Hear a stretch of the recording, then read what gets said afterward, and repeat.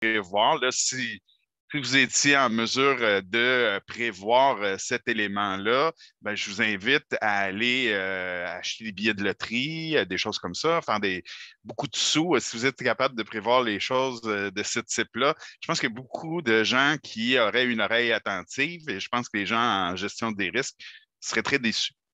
Euh, on va regarder aussi que plus de la moitié des entreprises sont sous pression de s'adapter. Donc, la COVID, pour certaines organisations, les gens ont réussi à s'en sortir quand même avec une certaine forme de succès, mais il y en a d'autres qui en souffrent, là. Pensons aux organisations qui ont dû installer à la va-vite un site transactionnel et que, dans plusieurs cas, n'avaient pas la logistique ou les infrastructures en arrière pour supporter ces choses-là. Donc, on ne peut pas vraiment que s'improviser dans cette transformation-là. Vraiment une partie qui est nécessaire de le faire en pleine conscience pour réaliser tous les bénéfices qu'on peut en tirer. On va regarder aussi qu'est-ce qui nous permettrait aussi de faciliter et même d'accélérer cette transformation-là. Donc, il y a peut-être une combinaison entre ces deux éléments-là. Souvent, dans des discussions, on va parler d'accélérer la transformation, mais est-ce qu'on a les éléments aussi pour se faciliter justement ce passage-là à une vitesse plus accélérée? On doit voir aussi vers cette nouvelle réalité, donc tous ces changements de comportement, de valeur.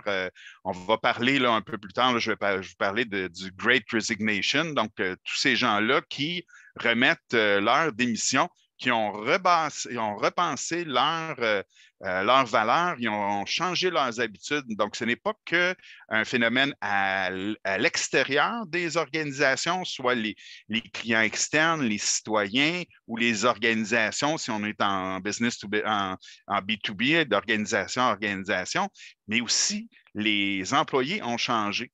Donc, il y a vraiment un rebrassage là, qui est important pour la plupart des organisations et elles doivent en tenir compte.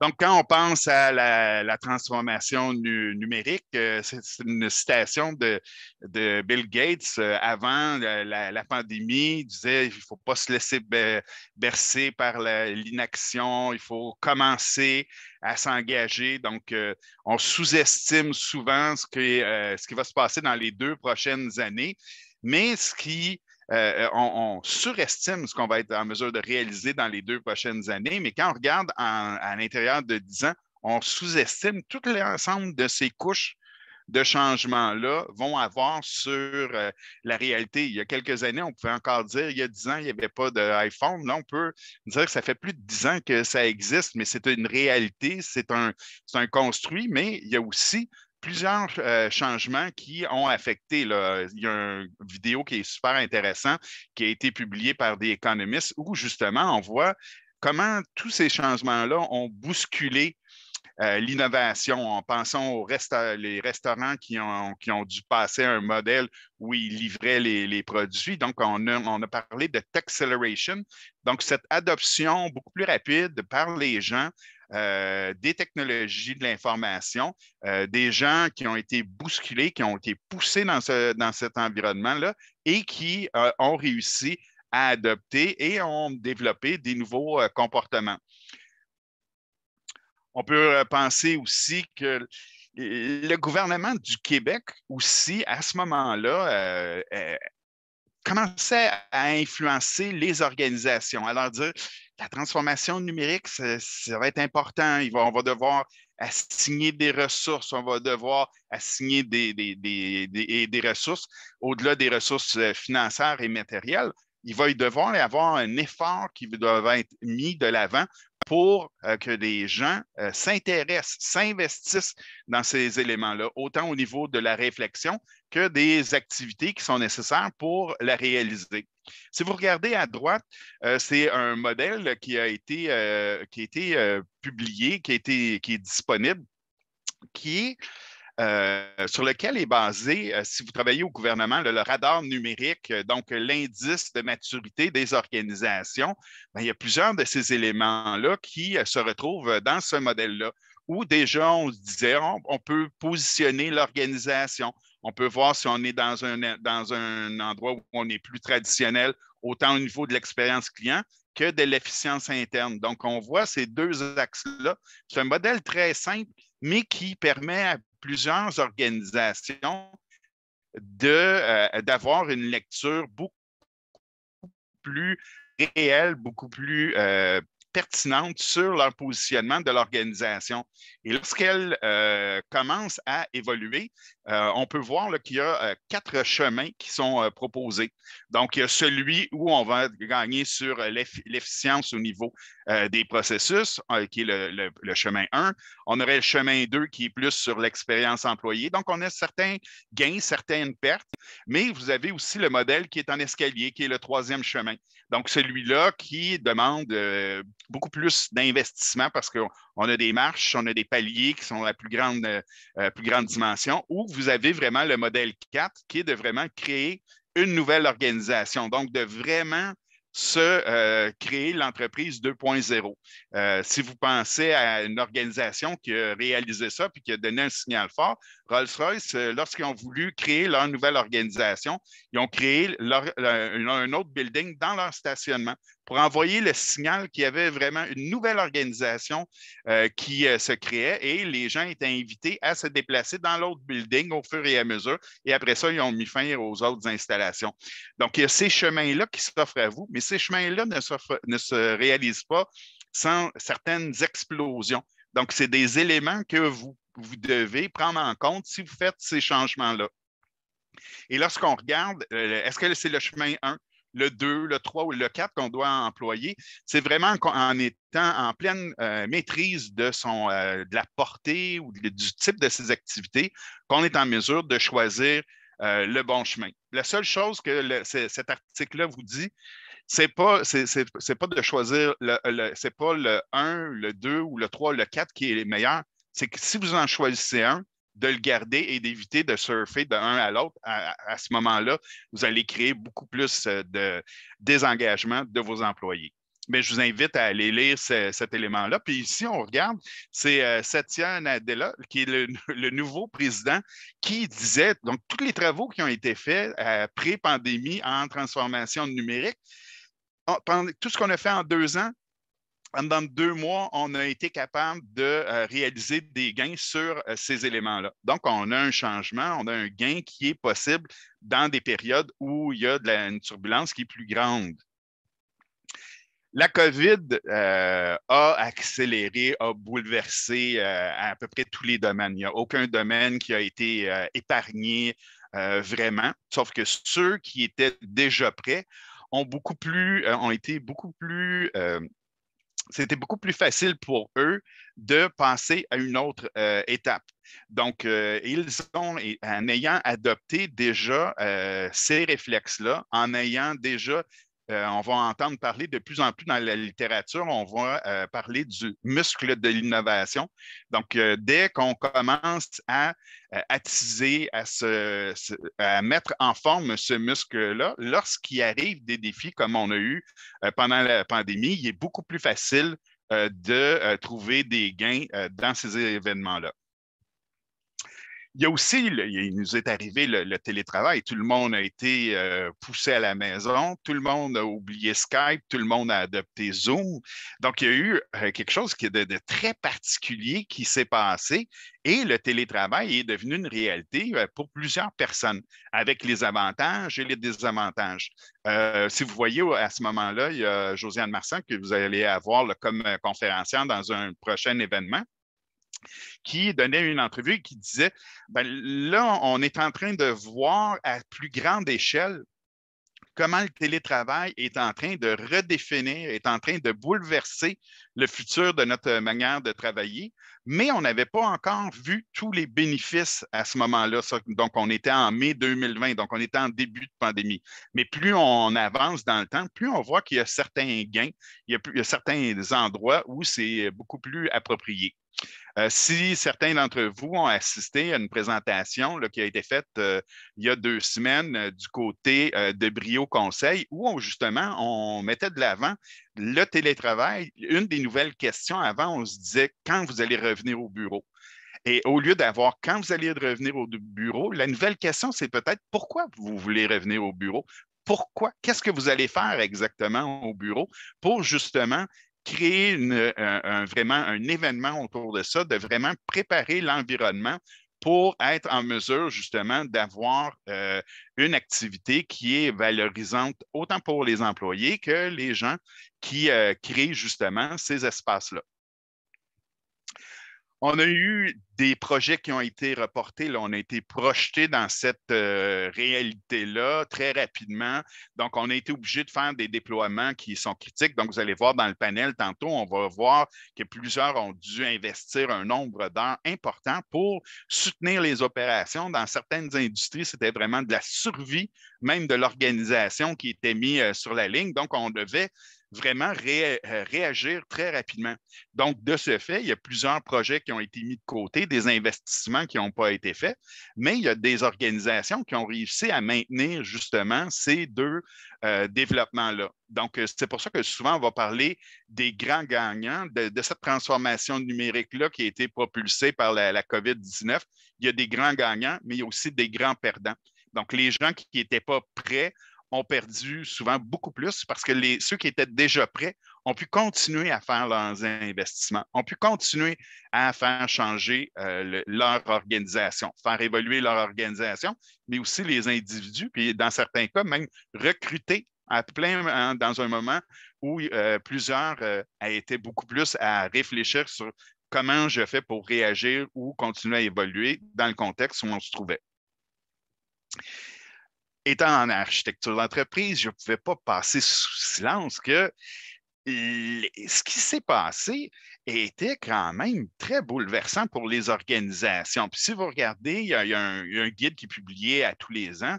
Bien, il y a plus de la moitié des organisations qui étaient vraiment sous pression pour s'adapter. Donc, il y a certaines qui étaient déjà en place, mais on parle que celle qui était déjà plus mature au niveau de l'architecture d'entreprise était capable de prendre des décisions beaucoup plus rapidement. Si on veut illustrer un peu à quoi peut servir l'architecture d'entreprise dans ce genre d'événement-là, pensons lorsqu'il y a un incendie. Si vous rendez au coin où il y a les ascenseurs, vous avez un petit écriteau qui vous indique comment rapidement sortir de l'endroit. Quelque chose que la plupart des gens sont en mesure de comprendre et de pouvoir sortir rapidement du building. Mais ce n'est pas indiqué s'il y a déjà des gens dans l'ascenseur, ce n'est pas indiqué s'il y a une table qui gêne. Mais vous avez rapidement cette possibilité-là de regarder, de partager, d'échanger, de justement permettre à plusieurs gens dans l'organisation de faire évoluer la réflexion. Donc, de vraiment amener un niveau de changement important dans l'organisation, de l'amener vraiment à partager, de mettre à l'épreuve aussi ses idées.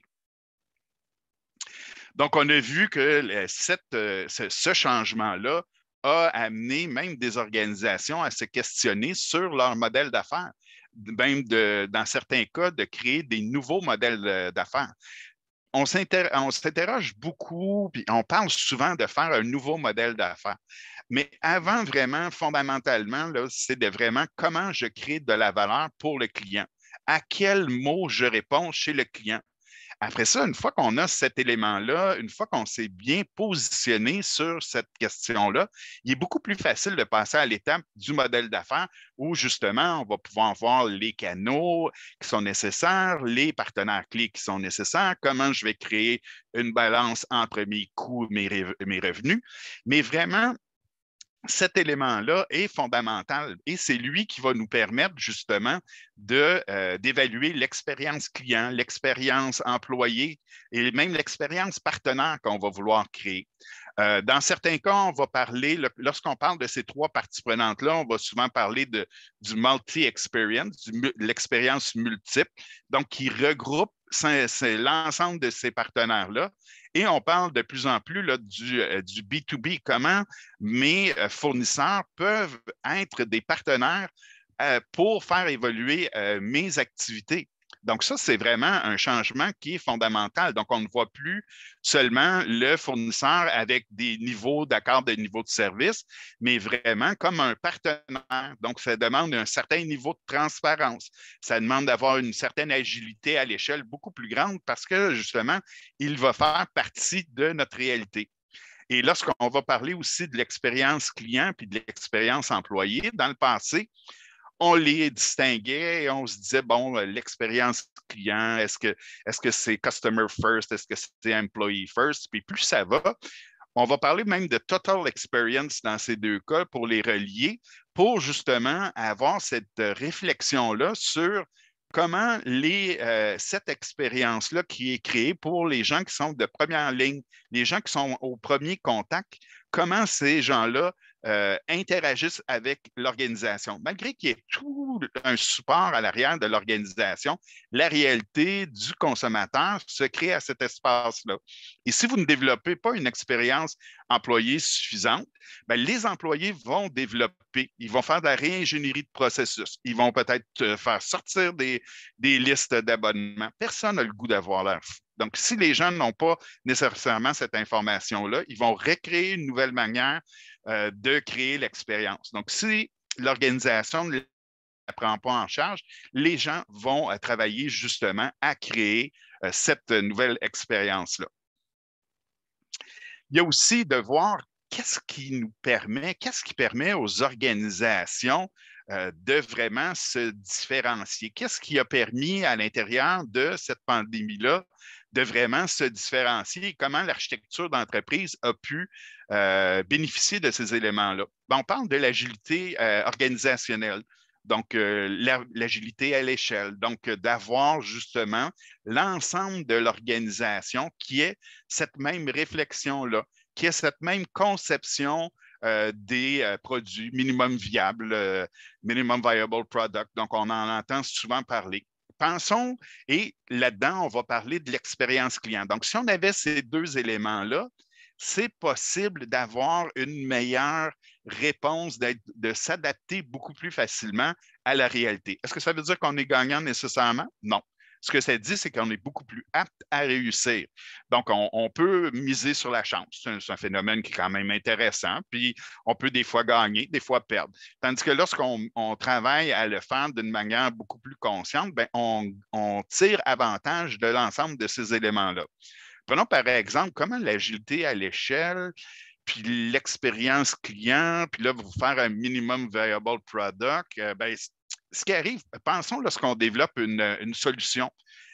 Souvent, dans certains cas, on va mettre l'évaluation de l'expérience qui est vécue par le client une fois qu'on va avoir développé toute notre solution. On n'inclura pas nécessairement les 4 ou les 5 étoiles nécessairement dans notre produit minimum viable. Ce que ça fait, c'est qu'on va avoir l'évaluation du client lorsqu'on va avoir développé l'ensemble de nos produits. Par contre, si on intégrait dès le début l'évaluation du client, si on le mettait vraiment partenaire dans nos événements, bien, il est possible qu'il puisse contribuer à changer peut-être l'évolution qu'on avait prévue, mais aussi la bonifier puis la rendre beaucoup plus pertinente pour les clients. Au-delà de toutes ces technologies-là, si on voit là, pour faciliter et accélérer sa transformation, donc il y a plusieurs personnes qui se sont éveillées à toutes sortes de technologies. Là, on parle de technologies émergentes, de technologies matures, de technologies transformatives. Il y en a une série de publications qui se font par année et parfois, au lieu de vraiment impliquer autant de nos employés qu'impliquer les partenaires d'affaires, donc impliquer, travailler avec l'ensemble des parties prenantes, aborder les produits avec nos services avec des approches de design thinking, de sprint design, bien, des fois, on va trouver la solution. Mais si les gens ne sont pas prêts à recevoir ces éléments-là, si on n'a pas fait un travail d'accompagnement, bien, souvent, ça n'aura pas vraiment d'impact dans l'ensemble. On va avoir des déceptions. Si on regarde, là, souvent, les résultats pour la transformation numérique ne sont pas lumineux. Il y a seulement 5 des organisations qui atteignent leurs objectifs dans la transformation numérique. C'est très peu. Lorsqu'on regarde, lorsqu'on enlève la partie où, parce que les gens, des fois, ont une vision magnifiée de ce que la transformation numérique va enlever, là, on arrive à peu près à 15%. Et dans certains cas, là, on va se dire, ah, ben là, je vais faire de la gestion du changement. Vous allez monter peut-être à 18-20%. Donc, ce n'est pas un silver bullet, ce n'est pas quelque chose qui va vous assurer le succès. Mais si vous prenez le temps puis vous le faites de manière réfléchie, et en pleine conscience, ça vous amène à vous assurer d'avoir de meilleurs succès, de peut-être pas atteindre l'ensemble des éléments que vous aviez identifiés pour vos éléments de performance, mais vous amène à avoir un meilleur succès. Si on voit ici pour accélérer, ben, il va falloir avoir des nouvelles façons de réfléchir, des nouvelles façons d'organiser le travail. Donc, quand on pense à une nouvelle façon de réfléchir, ben, wow, là, c'est des changements. Ça va nous bousculer. Ça va nous demander d'avoir une certaine forme d'ouverture. Ça veut dire, dans certains cas, d'avoir des partenariats. Si certains d'entre vous ont assisté à la conférence de la GIC, il y avait M. Cormier de Desjardins qui présentait et qui disait j'ai une très grande force de développement à l'interne. Mais pour développer mes agents conversationnels, je fais un partenariat avec Google. Mais Google, en faisant ce partenariat-là, va rendre disponible ce chatbot-là à l'ensemble de la communauté francophone du Québec. Donc, certaines organisations dans le passé auraient dit non, ça, c'est vraiment pas pour moi. Un peu le même réflexe que certains avaient avec les logiciels ouverts. Dire non, je ne suis pas pour contribuer parce que d'autres vont pouvoir s'en servir. Mais lorsqu'on travaille dans une communauté, lorsqu'on travaille dans un écosystème, ben, c'est beaucoup plus facile, dans certains cas, de se développer. On va parler aussi, dans certains cas, de partenariat entre les universités, le secteur, avec le secteur privé et le gouvernement. Peut-être certains d'entre vous ont déjà vu là, les présentations qui ont été faites par les Pays-Bas, leur utilisation des chaînes de blocs, du blockchain, qui est devenu un avantage concurrentiel pour l'ensemble de la communauté du pays. On revoit la même chose du côté de Singapour au niveau de la sécurité. Est-ce que c'est toujours avec succès? Non, il y a des échecs. Si vous allez voir le chatbot de Singapour pendant la pandémie, au début, tout allait bien, c'est un partenariat, les universités, le monde privé, donc tout le monde se dit ah, ils vont avoir que du succès. À un certain moment donné, leur chatbot a perdu le contrôle, a commencé à recommander plein de choses loufoques pour des solutions ou des questions qui étaient simples à la base.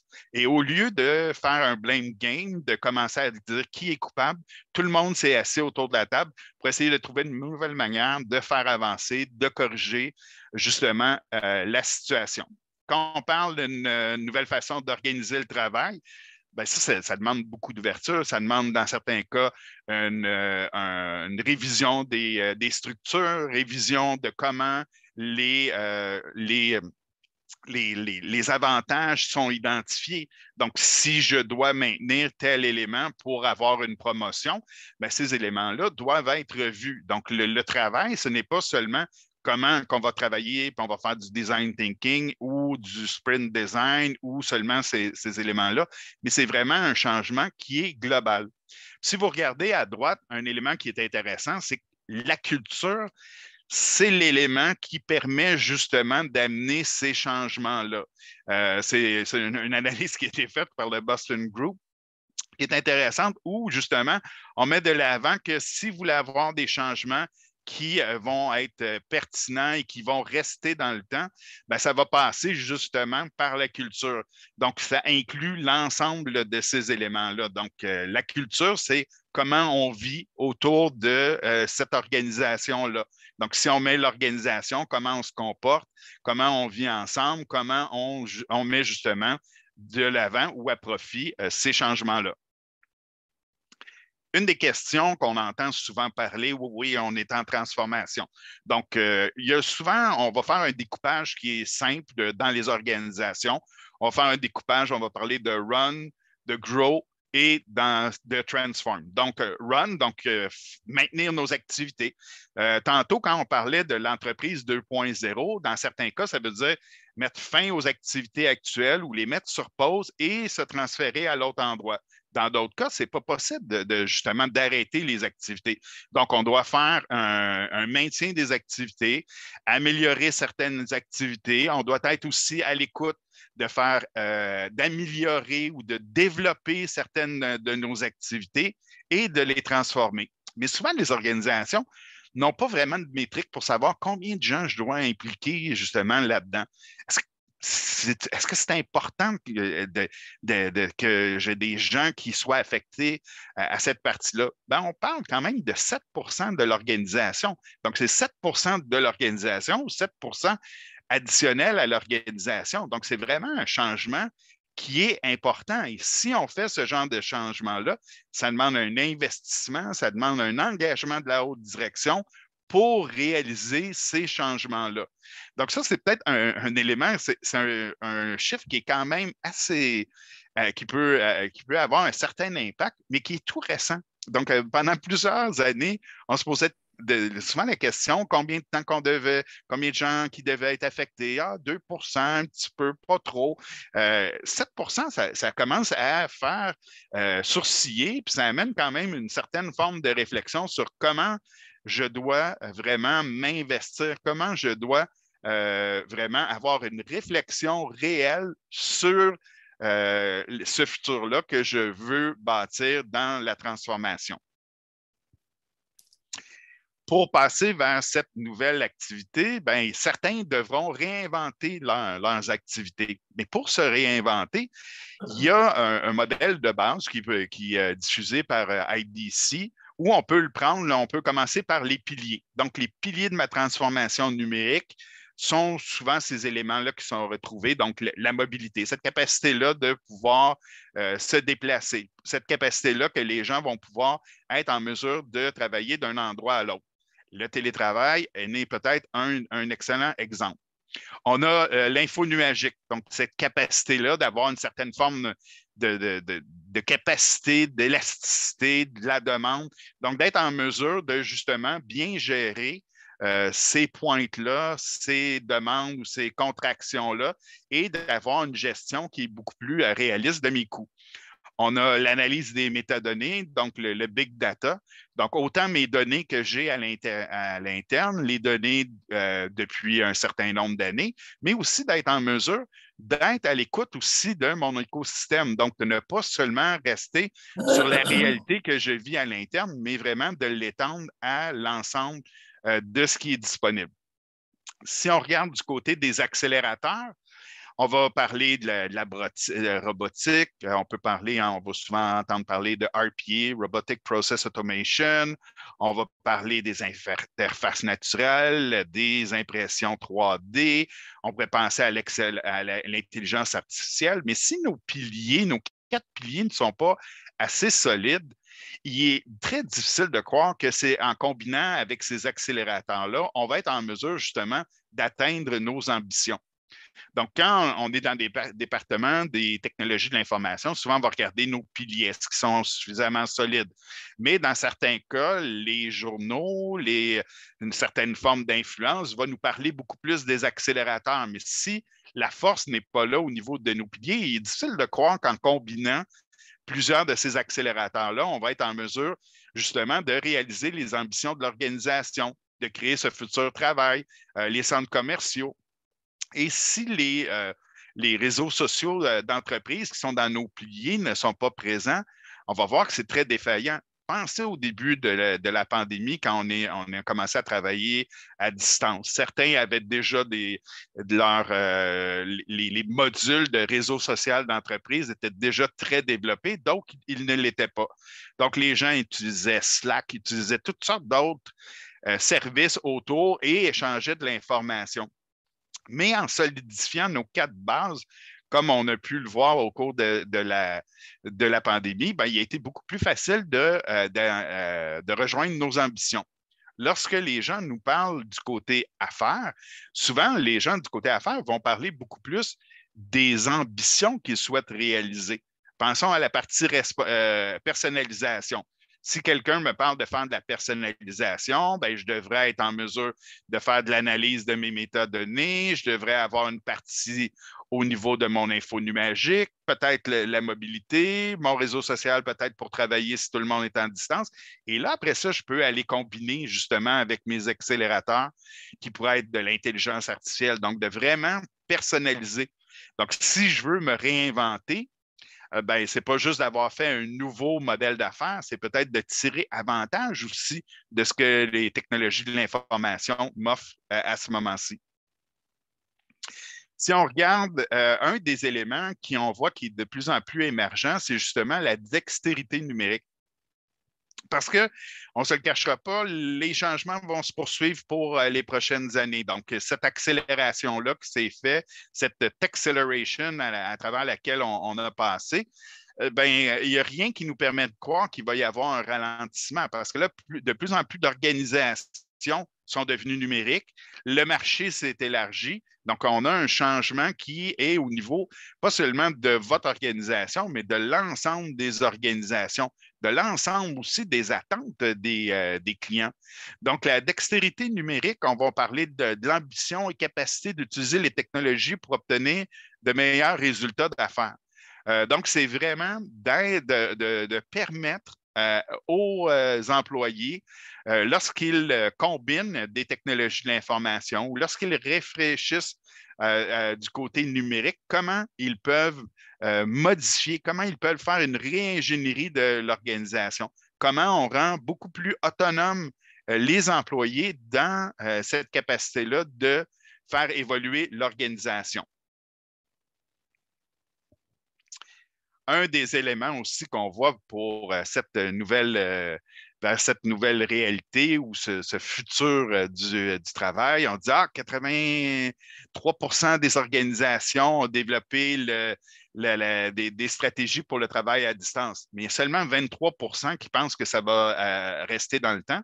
Et lorsqu'on regarde la difficulté, lorsqu'on tombe dans un mode hybride, il y a beaucoup d'organisations qui ne sont pas prêtes à avoir justement des gens qui vont travailler au bureau avec des gens qui vont travailler en télétravail. Comment on va réorganiser ces services-là? Comment on va être en mesure justement de créer cette réalité-là, cette expérience-là qui est autant souhaitée par les employés que aussi par les clients.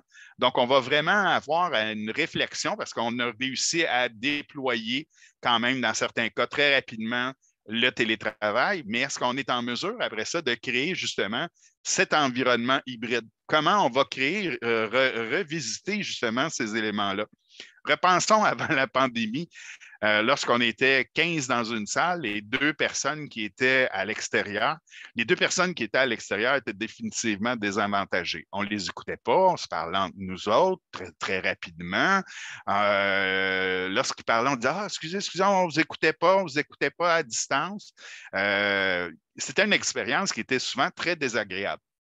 Lorsqu'on est passé en télétravail, on a comme démocratisé, justement. On a permis à tout le monde d'avoir une voix égale, donc d'être beaucoup plus inclusif dans notre approche. Donc, c'est des gains qu'on a eus et des gains aussi que des attentes que les gens ont vécues. Et est-ce que les gens qui sont à distance vont toujours avoir la même appréciation ou le même contexte? Et si vous étiez la personne à distance, est-ce que vous seriez en mesure d'apprécier, de continuer justement de faire partie de cette communauté-là, de faire partie justement de votre organisation? De tous ces éléments-là, on passe à la partie heureuse. Donc là, on est passé dans la première partie.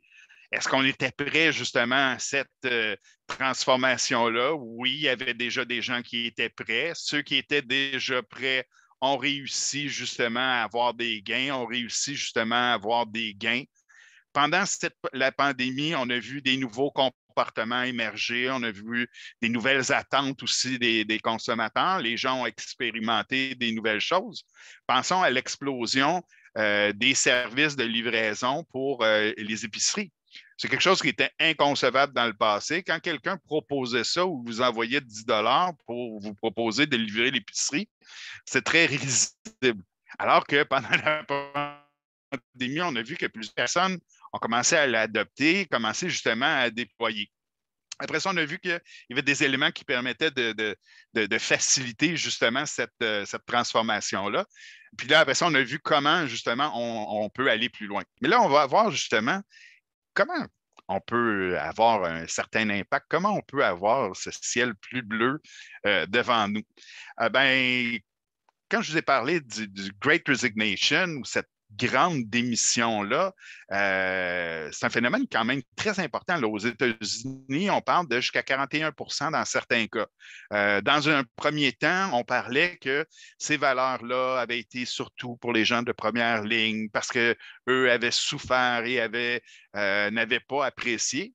Mais plus on a évolué dans le temps, on a vu des gens commencer à devenir des travailleurs nomades, donc de ne pas avoir de lieu fixe, de redéfinir leurs attentes, de revoir quelles étaient leurs priorités dans la vie. Donc, c'est des changements qui sont très importants, mais si on crée justement ces espaces-là, ou si on crée justement ce télétravail-là qui est beaucoup plus inclusif, ben, on peut aller chercher des gens sur un plus grand territoire. Ça nous permet aussi d'avoir justement une réalité qui est encore beaucoup plus réaliste, beaucoup plus acceptable pour l'ensemble des gens. Et les technologies de l'information vont définitivement avoir un impact sur cette future manière là, de travailler. On a regardé aussi que les maîtres, beaucoup de gens souhaitent devenir les leaders du numérique, veulent faire vraiment changer. Mais pour réaliser ces éléments-là, ben, on doit parler de l'expérience des employés, de l'expérience des clients et des opérations. Si on revient au modèle que je vous ai présenté au début, qui était le modèle de Will and Werner, là, qui était avec les deux axes, ben, c'est les deux mêmes axes. Est-ce qu'on parle de l'expérience en client ou est-ce qu'on va plus du côté des opérations? Donc, si on fait cette transformation-là numérique, comment on fait pour en tenir compte? Ici, vous voyez que l'expérience employée a été ajoutée. Mais pourquoi on en parlait moins dans le passé? Parce qu'on n'avait pas de données probantes pour dire que lorsqu'on travaillait justement sur ces deux expériences-là, on avait justement un gain au niveau organisationnel. Donc, plus la littérature a avancé, plus on voit là, dans les nouveaux modèles d'inclure justement l'expérience employée et l'expérience client. Donc, c'est quelque chose que les organisations vont devoir réfléchir, vont devoir choisir le chemin par le chemin qu'ils souhaitent visiter, le chemin qu'ils souhaitent emprunter pour se transformer. On a aussi, tout le monde réalise que la transformation numérique, c'est nécessaire à leurs activités. C'est réalisable. Mais plus on avance dans le temps, plus les organisations s'organisent, plus il va devenir difficile pour une organisation qui n'aura pas déjà enclenché cette transformation-là ou une organisation qui est née du numérique ou natif du numérique, ben, ça va être de plus en plus difficile de faire ces changements-là parce que ça va demander des changements qui sont très profonds. Ça va demander une mobilisation très importante. Ça peut engager des coûts financiers et ça peut avoir des impacts aussi au niveau des gens. Si on regarde, si vous avez vu là, plus tôt, je vous ai présenté le modèle qui était en escalier où on avait des paliers et des marches qu'on devait monter justement pour atteindre cette transformation-là. Ce modèle-là est souvent emprunté par plusieurs organisations, mais va créer plus d'essoufflement, va créer moins d'engagement des gens. Donc, plus on tarde, moins on a gagné en maturité, plus ces paliers-là vont être longs, plus les marches vont être petites.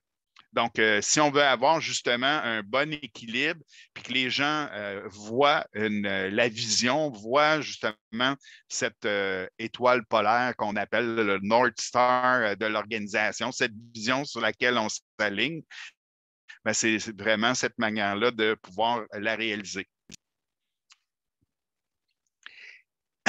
La sécurité. On ne peut pas passer à côté de cet élément-là. Ça a été malhonnête de ma part de ne pas en parler, mais il reste les organisations voient la sécurité comme un élément qu'on va réaliser après. En anglais, on va parler de la sécurité dès sa conception. Donc, security by design. Donc, de vraiment intégrer la sécurité dès le début, dès la partie de la planification. Donc, au lieu de faire un pain et après ça, essayer d'introduire les raisins à l'intérieur et dire c'est un pain au raisin, peut-être les inclure dès le début. Donc, de justement inclure tous ces éléments-là dans l'ensemble de la réflexion, d'éviter justement d'arriver avec un produit qui est fini et qu'on doit déconstruire ou qu'on doit renverser des décisions ou des éléments qui ont été mis de l'avant. Donc, la transformation numérique ouvre plus de portes dans l'organisation, expose encore plus l'organisation, mais l'organisation doit justement prendre en compte ces éléments-là pour amener avec succès cette transformation-là.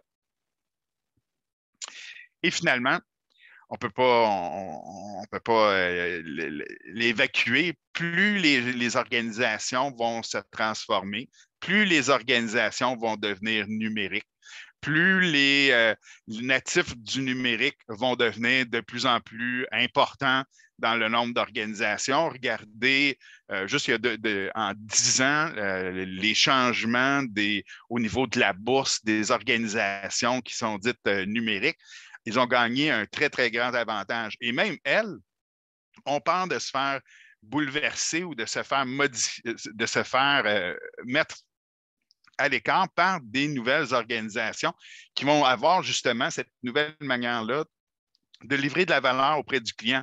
Donc, c'est un élément qui est très important, mais ce n'est pas juste auprès du client, mais aussi au sein des employés.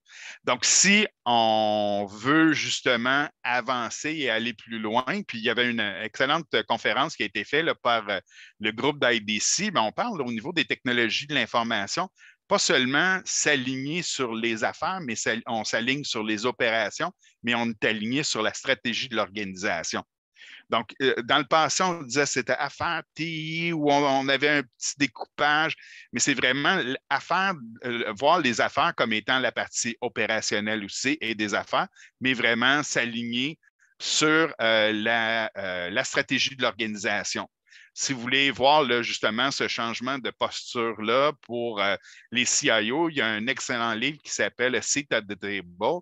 Donc, de vraiment, lorsque les gens des technologies de l'information ont été invités justement à cette table de discussion-là, pas seulement pour entendre les doléances ou les tristesses de tout le monde parce qu'il était fournisseur et le fournisseur n'avait pas fourni ce qui était attendu par le monde des affaires, mais justement ce maillage-là où tout le monde doit retourner sa casquette et dire, bon, on est là pour transformer l'organisation. Certains d'entre vous ont un levier qui est plus RH. D'autres en ont un plus au niveau de la comptabilité. Il y en a d'autres qui en ont plus au niveau du numérique. Donc, c'est vraiment ce changement-là au niveau du C-suite qui va vraiment permettre à l'organisation de changer, mais toujours avec l'appui autant du PDG, de la PDG ou de son conseil d'administration. Donc, c'est ce qui met fin à ma présentation et je vous souhaite justement de pouvoir profiter de ce nouveau monde-là qui nous est proposé. Manon. Merci, Alain. Et on va tous avoir, je crois, longtemps dans la tête l'analogie du pain au raisin. Parce que, en fait, c'est ce qu'on fait aussi en analyse d'affaires. On s'assure de ne pas oublier aucun ingrédient, surtout pas les raisins dans le pain au raisin. Fait que merci, en fait, de ce portrait que tu nous as brossé. Puis ce qu'on voit, c'est qu'il y a énormément d'avenir et on doit le voir avec beaucoup d'enthousiasme, cet avenir. Alors, on passe maintenant, est-ce qu'il y a des questions? Il y avait une question sur des exemples peut-être, Alain, d'entreprises qui ont qui ont adopté cette nouvelle normalité. Est-ce que tu en aurais à nous citer? Ben, ceux qui ont fait les plus grands changements là, au niveau de cette nouvelle réalité-là, on peut penser des modèles qui sont quand même assez qui nous éveillent, c'est du côté de la restauration. Du côté de la restauration, on a eu des changements qui sont importants. On a parlé de Ghost Kitchen. Donc, c'est au lieu que votre Oui. restaurant soit sur votre rue, à côté de chez vous et que vous puissiez aller le visiter, c'est un ensemble de cuisines qui sont regroupées ensemble. Donc, plusieurs personnes qui sont des restaurateurs qui peuvent produire de la nourriture. Ce que ça a changé du côté des utilisateurs, c'est que si ce soir, vous voulez commander, vous êtes trois personnes, quelqu'un dit ouais, moi, je serais plus pour des sushis ce soir. L'autre dit ouais, moi, sushi, pas vraiment, pas ma tasse de thé, moi, plutôt du poulet frit. Et l'autre personne dit ouais, moi, spaghetti ce soir, ça me tente bien. Ben, les Ghost Kitchen pouvaient justement permettre de produire ces trois types de cuisine-là, de l'expédier dans un même envoi et comme famille, comme consommateur, de recevoir ces trois plats-là au même moment. Au lieu d'avoir utilisé trois services qui sont différents, ça vous permet d'utiliser un service et d'avoir justement tous ces plats-là qui vous sont servis. Donc, on a vu à travers le monde là, une explosion très importante au niveau là, de cette utilisation ou de voir comment on pouvait amener ce changement-là. Fait que la restauration, c'est un modèle qui fait appel à tous. On a vu du côté de l'enseignement. Du côté de l'enseignement, il y a eu plusieurs organisations qui ont justement adopté justement l'enseignement à distance, changé les méthodes. C'était un gros bouleversement parce que ça modifie, ça exige, c'était très exigeant du côté des enseignants, mais aussi des étudiants. Donc, comment se crée cette nouvelle réalité-là? C'est pas parce qu'elle est pas parfaite, mais il est en train de se façonner justement cette nouvelle réalité-là, ce nouvel échange-là, et on va pouvoir le combiner, puis peut-être utiliser les canaux les plus chauds ou ceux qui répondent le mieux aux besoins selon l'utilisation ou le besoin des gens.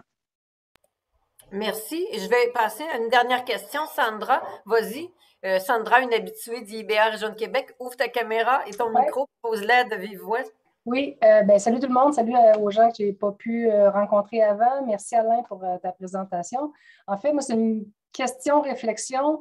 Moi, ma crainte par rapport à la transformation numérique, c'est l'humain au cœur de ça. Donc, comment l'humain va se placer là-dedans, c'est vraiment pas évident. Mais est-ce que ce serait vrai de dire que si la culture de l'entreprise au niveau envers ses employés, bon, on parlait de l'expérience employée, la culture de formation, le bon fonctionnement au sein de l'organisation, si ça ne va pas bien, ça peut être un facteur important d'échec de la transformation numérique. Est-ce que c'est vrai? Tout à fait. Ben, il y avait tout à fait, parce que j'avais même une présentation, une slide à un moment donné où il y avait le Boston Group. Donc, si on veut réaliser une transformation, puis on ne change pas la culture, ben, on risque d'avoir un succès soudain Mitigé. et Ouais. un échec tout de suite après. Ça, c'est la seule chose qu'on est garanti. Si on change la culture, ben, on favorise justement nos chances de réussite. Au lieu de miser sur la chance ou de lancer un caillou pour atteindre les étoiles, ben, on s'organise pour être en mesure d'aller plus loin. OK. Donc, de là, l'idée de faire peut-être des changements qui peuvent être très drastiques. Tu parlais de l'escalier versus là, carrément changer, mettons, de building carrément, Oui. De telle sorte qu'il n'y ait pas ce rebond-là et ce retour en arrière. Là. Ben, mais ça, c'est toujours en fonction du contexte de Ouais. l'organisation, de sa capacité, puis de l'engagement de l'organisation. Tu sais, comme je disais, et comme l'article, pas comme je disais, mais comme bien l'article le dit, il y a 4 stratégies. Ouais. N'importe quelle des explosions organisationnelles. Tu sais, on ne parle pas juste de ça va être difficile, vous devriez vous organiser. Non, non, des explosions organisationnelles. Donc, si tu n'es pas en mesure de gérer ces éléments-là, ou si tu dis non, on ne veut pas faire ça, ben, choisis celle qui est appropriée à la portée, à la nature, à l'ADN de ton organisation. OK. Ça répond bien, Sandra. Oui, Je merci. ne peux pas dire non à Jérémy qui a la main levée. Jérémy, notre ancien président. Vas-y, Jérémy. Il nous reste que quelques minutes avant la deuxième section de notre menu ce soir. Vas-y. C'est bon. Ben, Alain, merci pour ta présentation. Puis, comme d'habitude, après t'entendre parler d'une présentation, je sens que je ne fais pas assez de lecture sur tout ce qui se passe autour de moi, malgré que je pense que je suis tout le temps en train de faire ça. Ma question, c'est plus avec un chapeau d'analyse d'affaires, parce que je suis d'accord sur tout ce que tu as dit, puis c'est la même chose que je vois passer partout. Comment est-ce qu'en tant qu'analyste d'affaires, on peut aider à faire atterrir ça, cette transformation-là dans nos organisations? Quel est le rôle que les analystes d'affaires peuvent avoir? Parce que souvent, on est plus pitché comme des exécutants. On a besoin de nous autres pour analyser ce projet-là. On n'est pas impliqué dans ces décisions-là qui se passent au niveau de l'organisation. Ben, regarde, puis, ça vient vraiment du côté de la culture de l'organisation. Si la culture n'a pas cette l'organisation n'a pas cette culture-là, ça va être très difficile. Parce que oui, tu peux avoir une certaine forme où tu vas pousser du bas vers le haut, mais c'est vraiment lorsque les deux se rencontrent que là, tu as le plus grand gain. Tu peux pousser des choses du haut vers le bas, ça va se lire d'une certaine manière, mais c'est vraiment lorsqu'il y a justement ces deux-là. C'est pour ça qu'on dit qu'il va y avoir des grands gagnants puis des grands perdants. Tu peux faire abstraction de tout ça. Tu peux dire que le outside out, tout ce qui est. Tu peux avoir un certain niveau de prétention puis de dire, regarde, c'est juste les gens qui travaillent avec moi, c'est juste mes clients qui. C'est ça la vraie réalité. Mais si tu ne prends pas en compte de ce qui se passe dans ton écosystème, si tu n'es pas en mesure d'interagir, tu vas avoir un très grand défi. Mais pour revenir à ta question précise, ben, si la culture n'est pas là, ça va être très difficile. Il va falloir travailler, il va falloir justement avoir ce décloisonnement-là parce que ça risque d'être très difficile. Fait que dans le fond, changer d'organisation pour trouver une culture qui est prête à changer parce que sinon, ton organisation ne sera pas là longtemps. Ben, ça va être difficile. Il parle des infinite games. C'est pas une partie comme une partie de ping-pong où tu as gagné, puis après ça, tu passes à un autre match. C'est un match qui dure sur longtemps. Puis si tu n'es pas apte justement à bien jouer, ben, tu risques grandement de perdre. Tu manques de ressources, puis tu quittes la partie. Simone Sinek, pour ceux qui se demandent pour Infinite Game. Ah oui! OK, bon.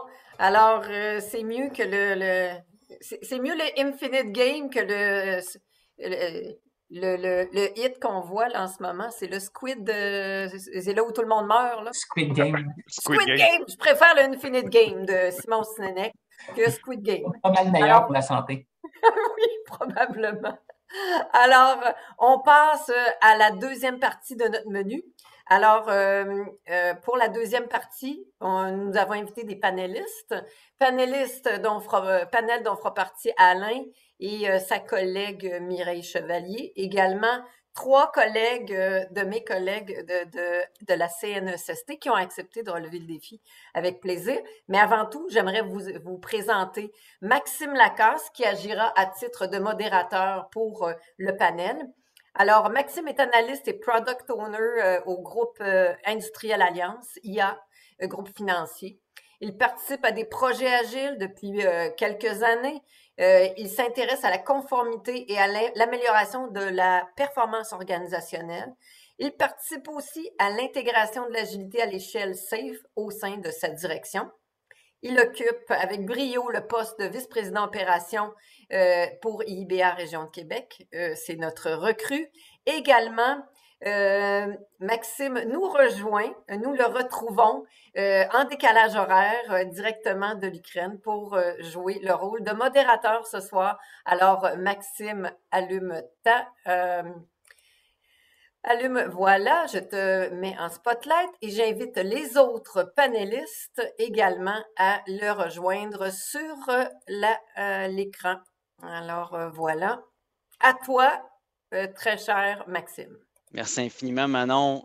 Donc, tout a été dit sur moi déjà. Fait que oui, bon, Maxime Lacasse, VP Opération pour IBA Région de Québec, aussi en Ukraine à mes heures, dans certains moments de l'année.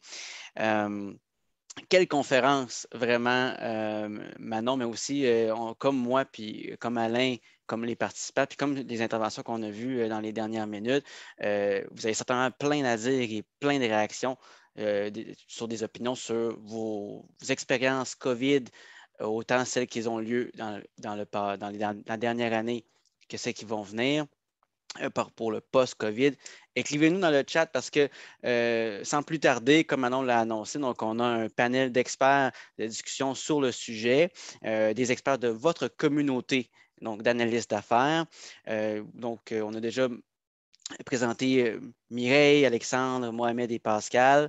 Je vais les laisser la chance de pouvoir s'introduire eux-mêmes tout en répondant à une première question déjà, et donc qui est juste en lien avec la COVID. Donc, est-ce que la COVID-19 a été vecteur d'opportunités ou d'inconvénients pour les grandes organisations dans leur transformation numérique? Je laisse la parole immédiatement à Mireille. Oui, bonjour, moi c'est Mireille Chevalier, je suis coordonnatrice en expérience client à Revenu Québec en ce moment depuis quelques années.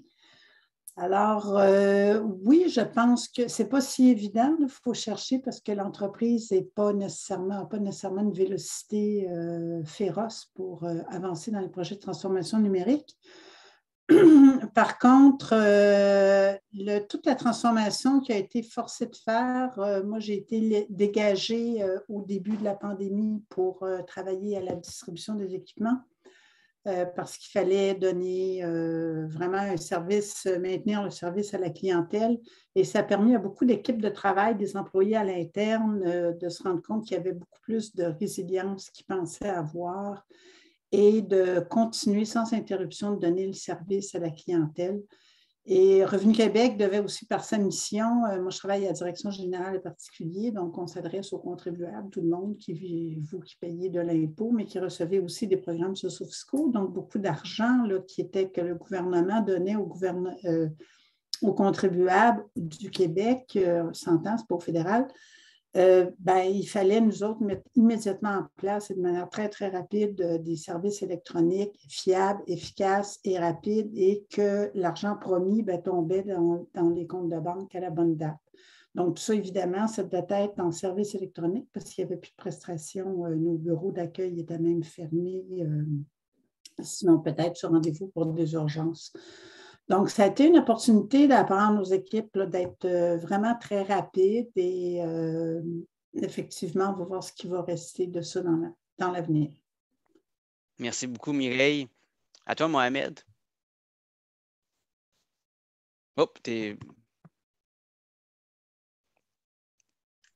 Le classique depuis la pandémie, confirmé. Donc, Mohamed Kiki, je suis coordonnateur du service de la conception des solutions d'affaires à la CNESST.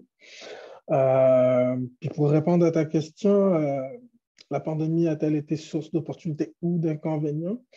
Moi, le ou, c'est lui que je questionnerai là-dedans. Il y a des deux un petit peu, puis je parlerai plus de défis que d'inconvénients. C'est sûr que la crise sanitaire en tant que telle, liée à la pandémie, a engendré une accélération, on va dire ça comme ça, de la transformation numérique qui a déjà été enclenchée il y a quelques années.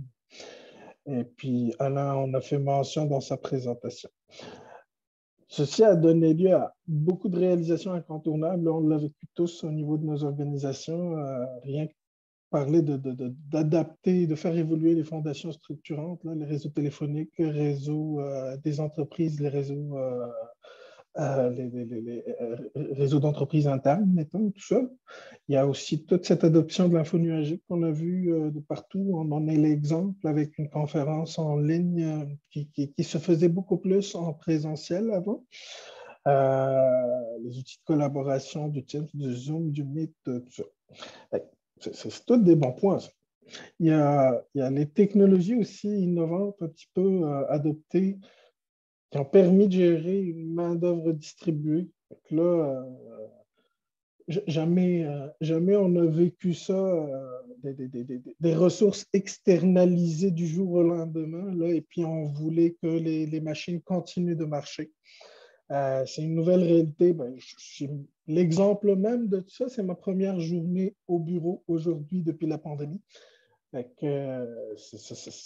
On est arrivé à dépasser, mettons, à nous surpasser pour essayer de faire rouler nos machines.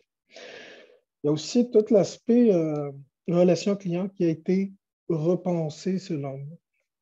Ça a été repensé au-delà des paradigmes classiques là, pour offrir beaucoup plus de valeur ajoutée, mais à travers de nouveaux canaux. Là, on a vécu quelque chose de magique, je dirais, là, pour une organisation comme la CNESST, dans notre exemple. Là, on s'est vu du jour au lendemain retirer toute notre façade, nos vitrines, avec, nos accueils qu'on avait, nos succursales enfermées du jour au lendemain, et il nous fallait, pareil, offrir le service. Tout ça, c'est des choses incroyables qu'on a réussi à réaliser. En contrepartie, à toute cette effervescence-là, je dirais l'effervescence digitale qui a été catalysée pas mal par la pandémie, il y a un bon nombre de défis qui ont fait surface et puis qu'on va devoir adresser à court moyen terme. Puis là, je ne prendrai pas plus de temps, là, mais on va les aborder un petit peu dans les questions qui vont arriver certainement. Donc, opportunités et défis pour Mohamed. Félicitations pour ton premier jour au travail au bureau. Alexandre, ta réaction? Je vais me présenter moi aussi. Là. Alexandre Paquette, là, je suis à la CNESST moi aussi. Je suis directeur là, du service de la conception des solutions d'affaires. J'abonde dans le même sens que Mohamed. Là. Moi, quand la pandémie là, est arrivée, là, j'étais gestionnaire là, dans un autre organisme public. Là. J'étais responsable là, de la coordination des projets stratégiques. Puis j'ai vu au premier plan là, tout ce que Mohamed disait, là, c'est-à-dire du jour au lendemain, d'une part, on devait tous être délocalisés, puis travailler à distance, puis à avoir ces nouveaux modes de travail-là. J'ai vu les gens rapidement s'adapter là-dedans, puis j'ai vu aussi beaucoup là, de nouveaux... par la force des choses, puis par le fait qu'il fallait répondre à des besoins de façon très rapidement. On a mis en place des choses des éléments qu'on voyait souvent, mais là, il fallait le faire live. Là, on parle de produits minimum viables, on parle d'agilité, on parle d'expérience utilisateur. Ben, c'était là. Puis, c'était pas vous avez 12 mois pour faire quelque chose. Là. C'était bon, OK, un projet de même, ça prend 18 mois d'habitude. Là, je vous donne 5 semaines. Et puis, tout à l'heure, on pourra parler d'exemples concrets là, de choses comme ça, mais pour moi, j'ai vu là des belles opportunités, puis un terrain fertile pour que nos expérimentations là, soient vraiment réalisées sur le terrain, puis qu'on puisse rapidement voir, hey, ça tue. Puis, il y avait aussi toute une saine prise de risque là-dedans. Donc, c'est ça. Puis moi, je vais dans le même sens que Mohamed. Là, je veux beaucoup d'opportunités et des défis dont on pourra parler plus tard. Merci, Alexandre. Finalement, Pascal Gardin, qui es-tu et la réponse à notre question? Je suis la troisième roue du carrosse dans les 3 personnes qui sont ici aujourd'hui. Et vous allez voir, je suis peut-être un peu le outsider par rapport à l'architecture d'affaires. Moi, je suis le pendant d'Alexandre. Je suis le directeur du service de la conception des solutions technologiques et pérennité des actifs. Donc, en gros, l'architecture d'entreprise, voilà un peu plus technologique et toute la notion de la conception des solutions technologiques dans les dossiers d'affaires et tout, et par la suite. Fait que pérennité des actifs, tous les éléments. Fait que c'est pour ça que je suis le plus le côté technologique de l'affaire. Mais tantôt, vous parliez de culture ou autre. Nous, on a fait un virage à la commission. On a une vice-présidence à la transformation numérique. Donc, Mohamed disait que c'était déjà là d'avance. C'est le cas. Notre vice-président, il est vraiment ancré là-dedans. Et vous voyez ici qu'il y a une direction où on a autant les solutions d'affaires et les solutions technologiques avec Alexandre, Mohamed et moi. Mohamed était dans mon service avant, donc on a une très grande proximité là-dessus. Fait que tout ça, c'est un petit peu la présentation. Pour répondre à la question, c'est certain que pour un gars de technologie, c'était tout un accélérant. Un accélérant pour pouvoir se rapprocher des affaires, puis de se rapprocher à une vitesse qu'on n'aurait jamais cru. De passer, Alexandre vient de le dire, d'expérimentation, d'essayer des pratiques émergentes et autres, basées sur ce que le numérique ou la technologie peut faire, à Pascal, es-tu capable d'amener quelque chose demain matin? OK, on va se parler quelques minutes, puis on ne peut pas se parler quelques semaines, on ne peut pas aller rencontrer, c'est go. C'était un peu le cas qu'on a vécu pendant les premiers temps de la pandémie. Et on l'a à la même place, Alexandre, Mohamed et moi, on a même fait quelques constats. C'est un défi aussi pour la suite, là. Maintenir ça, mais amener ça différemment et garder un certain momentum. Tu as parlé des solutions d'affaires, Pascal, que vous avez mis en place dans la COVID. C'est quoi justement les solutions d'affaires que vous avez mis en place dans vos projets? Bien, à tous les niveaux, là, les gars embarquaient avec moi un petit peu, je dirais, puis je veux me mettre dans le contexte COVID et non pas dans le contexte de la commission, puis j'arrive pas avec les cas particuliers, comment ça fonctionne, toute notre mécanique, c'est mais en gros, ben, c'est certain que dans les premiers jours, on avait un projet sur la table, nous, de remplacer notre système de courriel agenda qui était Lotus Notes depuis très longtemps. C'était un projet avec une structure de projet, une grosse gestion du changement, parce qu'il fallait penser à toutes les personnes qui... Il y en a qui font 30 ans à la commission, puis ils ont vu le courriel arriver dans les années 90. Ils ne connaissent que Notes. Je vois tout le monde rire. Puis moi aussi, je riais parce que j'arrivais d'un autre ministère. J'ai fait OK. Et après ça, on est revenu à un peu ça. On était le dernier Mohican du gouvernement avec cette plateforme-là. Et le projet était tout structuré, courriel, agenda, on passe dans les directions, on fait le tour. Et un matin, ça va être la collaboration en premier. On va s'assurer de pouvoir extensionner la visioconférence et tout le potentiel. Ça, c'est un premier. Après ça, Mohamed parlait tantôt au niveau des dessertes régionales ou autres. On est peut-être moins présent de façon urgente là, ou de façon comme la SAC ou autre, mais on a quand même des dessertes régionales. Les travailleurs viennent à nos bureaux. Il y a eu des comités à faire et tout. Il y a certaines personnes ici qui nous ont aidés.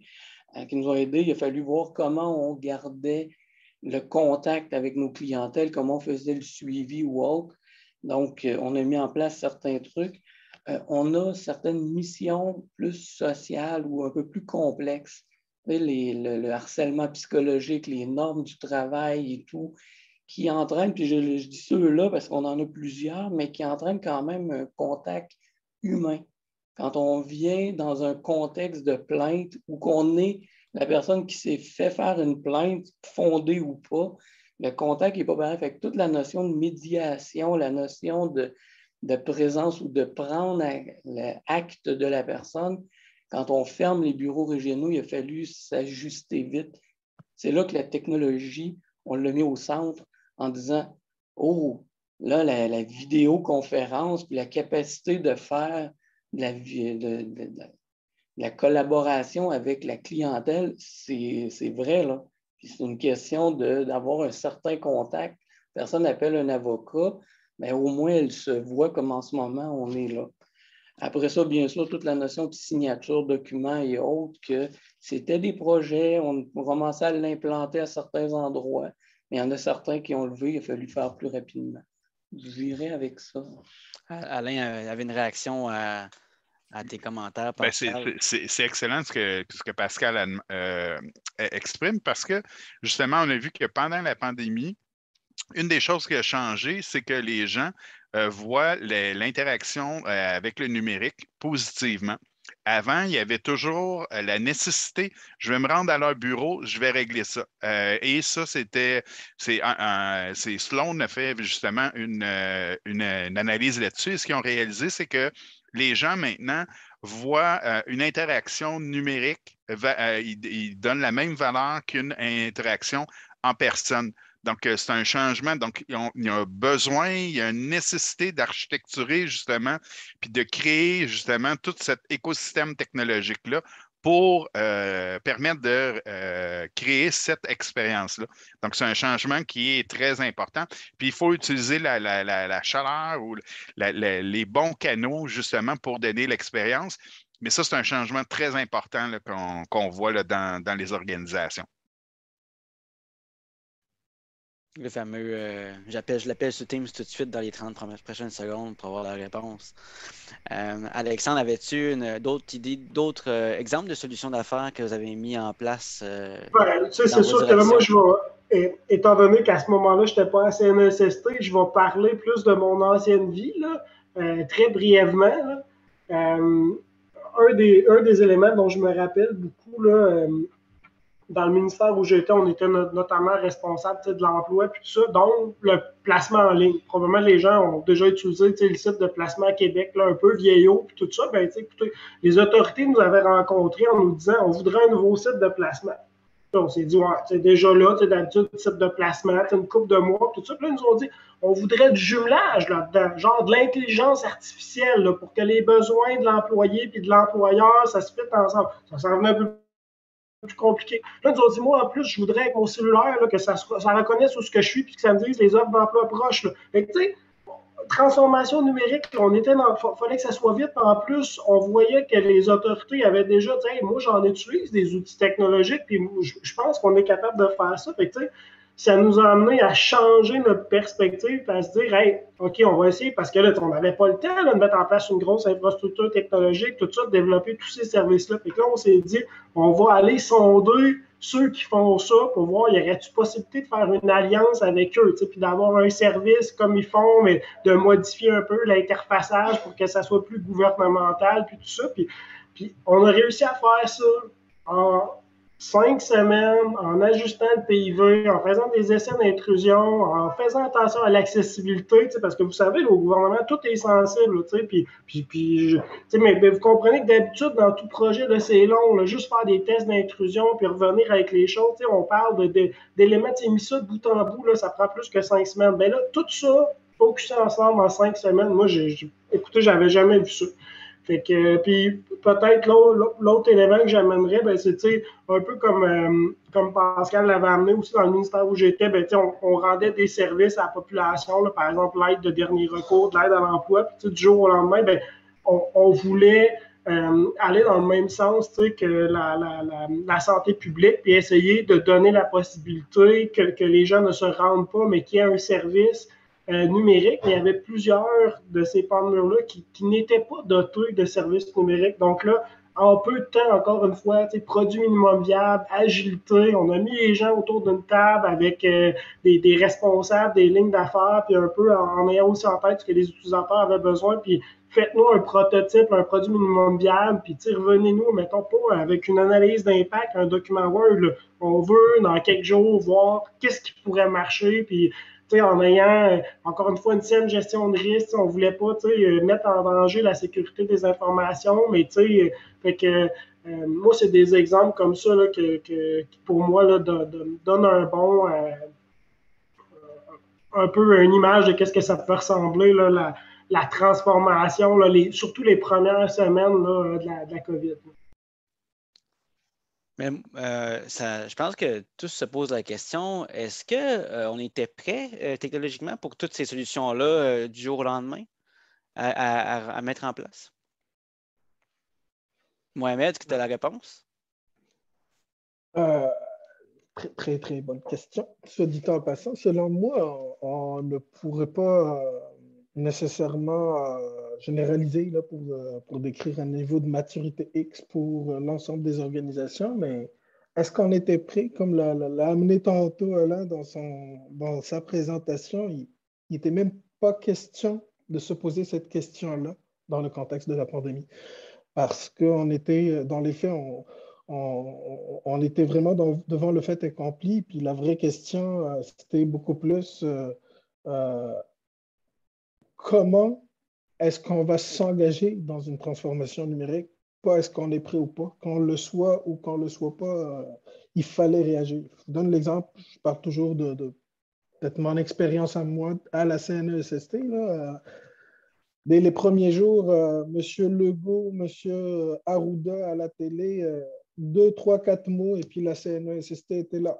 Parce que la CNESST devait respecter les règles de blablabla. Tout ça, là, de petits mots à la télé, dans la conférence de presse, impliquait un revers de manche, mettant assez spécial du côté de la CNESST dans toutes ces directions et surtout au niveau des TI. Fait que, on ne s'est pas posé la question, mais je pourrais vous dire que au niveau de la CNESST, je trouve que oui, on avait quand même un certain niveau de maturité. Puis moi, ça fait, pour faire une petite histoire courte, là, ça fait 4 ans, je crois que je suis à la CNESST, puis je vais me permettre de faire un petit clin d'œil à mon ami Pascal, avec lequel on a passé des soirées, voire des petites nuits blanches dans les premières semaines de la pandémie pour répondre à des besoins criants et ponctuels, pour accompagner nos agents sur le terrain, accompagner notre clientèle. Et puis, oui, on a livré, comme disait Alexandre tantôt, là, des projets qui, dans une livraison traditionnelle, auraient duré 1 ou 2 ans. On les a livrés en une couple de semaines. Puis, j'ai eu la chance aussi d'être dans le noyau premier, mettons, d'une zone d'innovation qui s'est voulu un incubateur de toutes ces nouvelles tendances dont on parle depuis tantôt et des nouvelles technologies. C'est vraiment une expérience corpo qui contribue à rehausser, je trouve, le niveau de maturité, donc à se préparer en quelque sorte à ce type de situation-là, bien qu'on n'ait jamais préparé.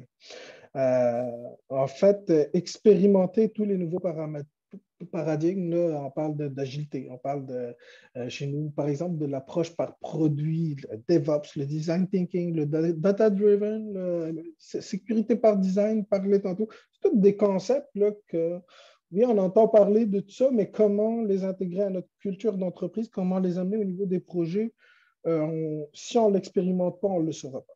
Fait que cette expérience, mettons, à la CNESST qui a été menée dans un petit laboratoire, là, il sourira, notre ami Pascal. Sa maison a été le laboratoire pendant la pandémie. C'était son sous-sol, le lab d'innovation. Pascal, qui dans son labo, dès les premiers mots de ton intervention, a décidé, je dois réagir. Quelle est ta réaction, Pascal? Ben, ma réaction, pour faire un complément, merci Mohamed, puis on parle d'un labo. C'est sûr qu'on va parler des défis après, mais tu viens de le dire, Mohamed, pour moi, est-ce qu'on est prêt à la pandémie? Est-ce qu'on est prêt à la transformation numérique? On peut toujours dire oui, on peut toujours dire non.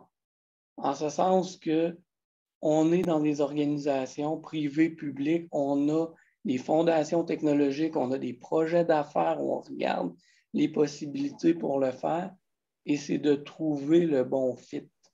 Puis la pandémie, ce qu'elle a entraîné, c'est l'obligation de faire le fit. Donc, tous les gens, pas juste TI, mais les gens aussi affaires. Quand Alexandre parlait tantôt de Minimum Viable Product, ben, c'est des projets qu'on essaie de faire sur ces nouveaux paradigmes-là. L'expérience utilisateur, hey, oui, il faut le faire, c'est important. Puis on choisit des opportunités. Là, ça n'a pas été l'explosion d'Alain a été simple. C'est, regardez, là, il a dit, M. Arruda a dit ça. Le lendemain, le ministre du Travail annonçait une force de frappe sur le terrain. C'était, aïe, aïe, on ne fera pas ça avec des courriels ou on fera pas ça. Puis là, l'exemple de Mohamed, c'est que la force de frappe n'était pas uniquement avec des employés. La CNESST, c'était wow au Québec, là. Parce que les villes ont embarqué, les autres ministères ont embarqué en disant on va commencer par aider la réouverture des milieux de travail. Et là, le gars TI dit oh boy, une gestion des identités, des accès, des personnes qui ne sont pas juste nos employés, puis pas juste, là. Mais là, on avait les gens à faire en disant puis il faut la sécurité, il faut tout, puis go, on y va. Puis, bien entendu, c'était 2 semaines monter cet outil-là. Fait que là, toute l'info nuagique ou autre, les accélérants, on les a essayés. On fait les bilans aussi, là. Ça a marché, c'était très sécure, ça a roulé. Maintenant, ben, la suite, on en parlera peut-être tantôt au niveau des défis. Puis je ferai le saut vers Mireille. Vas-y. Oui, effectivement. Ben là, j'entends cette équipe de gars techno parler très fortement. Il y a des beaux exemples là, effectivement, là, de se revirer de bord et de faire de quoi très près. On parlait de culture tantôt, puis Pascal vient juste de parler d'accélérateur. Il y a un accélérateur qui est très, très, très important dans tout ça. Il ne faut pas l'oublier, c'est les employés. À Revenu Québec, je ne sais pas si on convient, là, mais il y a au moins 5000 personnes dans les centres d'appel. Ça a pris à peu près 4 jours, il était installé. Fait que là, il y a eu une intervention technologique, là, certainement, mais il y a eu les équipes de travail qui sont mises en place. Là, avec Sandra Brisson, on parlait de la culture. Bien, il y a une culture, premièrement, la culture de ne pas interrompre le service à la clientèle, mais il y a la culture aussi d'accompagner puis de coacher les équipes de travail qui est quand même assez forte. Et si ça a fonctionné, c'est parce que ces gens-là, avec leur cuisine, leurs 3 chats, les 2 chiens, les enfants qui n'allaient pas à l'école parce que les écoles étaient fermées, étaient quand même capables de continuer à faire leur prestation de service à partir de la table du salon.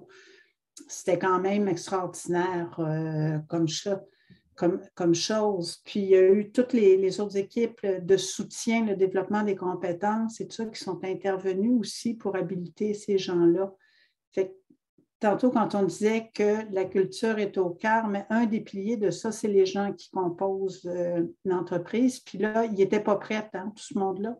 Je peux en témoigner, là, j'ai parlé à beaucoup de gens, ils n'étaient vraiment pas prêts, mais ils l'ont quand même fait en 24 heures. Ils sont virés de bord. Puis toutes les autres équipes, qu'eux autres n'étaient pas interpellés parce qu'ils n'étaient pas en service dit essentiel. Ils se sont vraiment demandé qu'est-ce que je fais dans l'organisation si je ne suis pas essentiel. Il y a cette question-là qui est revenue, fait qu'il a fallu donner du sens à ces équipes-là aussi, puis essayer de les mobiliser autrement qu'autour de leur job qu'ils font habituellement. Donc, il y a ces espèces de solutions d'affaires aussi qui ont, je considère que c'est une solution. Teams, comment on a aidé les gens à comment on utilise ça, comment on met les fichiers sont partout, ils sont où? C'est banal, mais c'est très important parce que les gens sont habitués à travailler toujours de la même manière, des fois depuis 25 ans, leur classeur n'est plus là. Donc, il a fallu développer des services de numérisation aussi pour que les gens qui traitent la correspondance, les preuves qu'on a besoin pour accompagner les déclarations de services, pour pouvoir les traiter à distance. Fait qu'il y a juste un très, très infime groupe qui se rendait sur place pour faire de la numérisation. Donc, il ne faut pas oublier le personnel, tous les employés, les gars, les filles là, qui s'y sont mis pour faire réussir puis faire vivre les technologies qui ont été développées puis mises en place aussi. Donc, l'aspect humain n'est certainement pas à négliger. Est-ce que l'expérience, je veux dire, client ou citoyen, lui aussi, il a été mis de côté, Mireille? Il a été mis, je dirais, l'approche en expérience client comme telle de dire on va aller consulter les gens pour développer la bonne technologie. Bon, tantôt, c'est Alexandre qui parlait de la solution qui a été déployée d'emploi. Là, je me questionne sur est-ce que c'était nécessaire. Il y avait déjà quelque chose qui existait. Est-ce que c'était nécessaire de faire ça en pleine pandémie? Ça, je vais laisser l'organisation répondre à cette question-là. Mais c'est clair qu'ils n'ont pas été demandés aux citoyens, chercheurs d'emploi, de quoi avez-vous besoin? Il n'y avait pas le temps, ils ont déployé ça en 5 semaines. Fait que ça, oui, c'est le genre d'activités qui ont été mis de côté pendant la pandémie. Par contre, le client qui est vraiment au centre des préoccupations, on ne veut pas arrêter le service. Je vous parlais tantôt, Revenu Québec a été responsable de distribuer la prime au travail. Bien, c'est une application qui était là, puis il fallait vraiment répondre dans le bon temps à tout le monde. Ça a toujours été fait, puis tous les employés, le service, les centres de service qui n'ont pas interrompu leur système. Donc ça, la préoccupation client, elle était toujours là. Puis là, ce qu'on se rend compte aussi, c'est que tranquillement, pas vite, je ne me souviens plus tantôt, quelqu'un parlait du changement important de comportement technologique de la clientèle. Une des premières choses à faire en post-COVID, c'est de réapprendre c'est qui notre clientèle parce qu'elle a vraiment changé. Puis, juste dans la population des aînés, l'année passée, l'utilisation de technologies, des tablettes, ces choses-là, ça a augmenté de 91 %. Donc, ce n'est pas 91 % des aînés qui utilisent la technologie, mais c'est la population utilisatrice qui a augmenté. C'est quand même important, là. C'est des gens qui étaient réfractaires, qui ne voulaient rien savoir de ça. Je ne serais jamais capable, je suis incompétente. Mais non, ils ont appris. Puis tantôt, Alain le disait, là, quand ils ont commencé à faire leur épicerie en ligne et tout ça, ils ont trouvé ça quand même assez séduisant. Ils peuvent aller à la bibliothèque, ils peuvent même lire des livres en ligne. Donc, c'est vraiment des activités qui les accrochent beaucoup. Donc, ça va tout être à se réapproprier autour. Une chance qu'on n'avait pas trop commencé à Revenu Québec, fait qu'on n'aura pas trop de travail à reprendre. C'est bon. Alain? Très rapidement, pour rebondir sur ce que vient de dire Mireille, puis un changement aussi qui est important, c'est que les gens ont renouvelé leur matériel informatique pendant la COVID. Donc ça, c'est oui, les habitudes, mais le matériel que les gens ont, ils l'ont renouvelé. Donc, si vous voulez voir, vous pouvez aller lire les documents qui ont été publiés par l'ATN, le Feu CFRIO, où on voit justement un changement très important. Donc, souvent, le Québec est en retard, mais avec la COVID, ça s'est réparti uniformément pour l'ensemble de la population. Merci pour l'intervention. Manon, dans le chat, est-ce qu'on avait des questions? Je n'ai vu passer une sur des processus. Donc, les processus d'affaires sont des exemples de processus d'affaires. Mireille t'a donné quelques exemples. Est-ce qu'on aurait des exemples justement où on a parlé de solutions numériques, mais des processus d'affaires qui ont été modifiés dans lesquels vous avez participé? Je peux peut-être donner un autre exemple. Revenu Québec administre le programme de perception des pensions alimentaires. Au début de la pandémie, il y a eu beaucoup de pertes d'emploi, beaucoup de changements de mobilité, tout ça. Et là, le service n'est pas du tout numérisé en ce moment. Là. On peut juste aller consulter, on ne peut rien faire sur Internet. Et donc, au début, il y a eu une surcharge parce que c'est un CRC qui est spécialisé à ce niveau-là. Donc, il y a vraiment eu une surcharge d'appels, puis là, ça panique a pris. Qu'est-ce qu'on fait? On ne peut pas répondre. La DSC, parce que déclaration de service aux citoyens, on a pris pour son rhume pendant la pandémie, là, au niveau des délais de traitement et tout ça dans certains secteurs. Donc là, ils ont eu l'idée de vraiment changer puis de dire, bien, on va faire déposer dans une boîte vocale le message, puis on va rappeler les gens. Donc ça, il a fallu qu'ils se réapproprient, puis là, demander à des gens aussi d'envoyer des choses plus par courriel, avoir des traitements plus... après ça, nous autres, en background, bon, c'est manuel. Et ils ont clenché certains projets aussi je ne devrais pas dire ça, pour remplir des formulaires en ligne, mais dans le fond, on les reçoit sous format un petit peu courriel là, pour pouvoir les traiter manuellement, sauf que les personnes bien, là, sont capables de faire des demandes en ligne. Donc, ça paraît pas, c'est toujours on leurre le client, mais on a l'air vraiment up-to-date, là, mais quand même, pour la clientèle, c'est des services, c'est vraiment très facilitant. Puis nous autres, bien, ça change notre manière de traiter là, le processus d'affaires. Mais on le traitait à mi-temps avant. C'est juste pas les mêmes personnes qui vont recevoir les demandes. Fait que ça, c'est des services qui ont été optimisés pour que la clientèle puisse avoir une réponse aussi plus rapide. Ce n'est pas juste pour faciliter son travail. Pour répondre un peu à la question, parce que je vois qu'elle a été posée quand j'ai arrivé à quelques exemples ou autres, c'est certain que ce soir, on parle en conditions de COVID. Dans le cadre du COVID, on n'a pas transformé des processus organisationnels complets ou autres. On a vraiment été ciblé des morceaux ou des volets qui étaient nécessaires. Certains traits à faire, on l'a dit, on a appuyé une force d'à peu près 1500 agents de promotion de la prévention sur le terrain dans toutes les entreprises du Québec.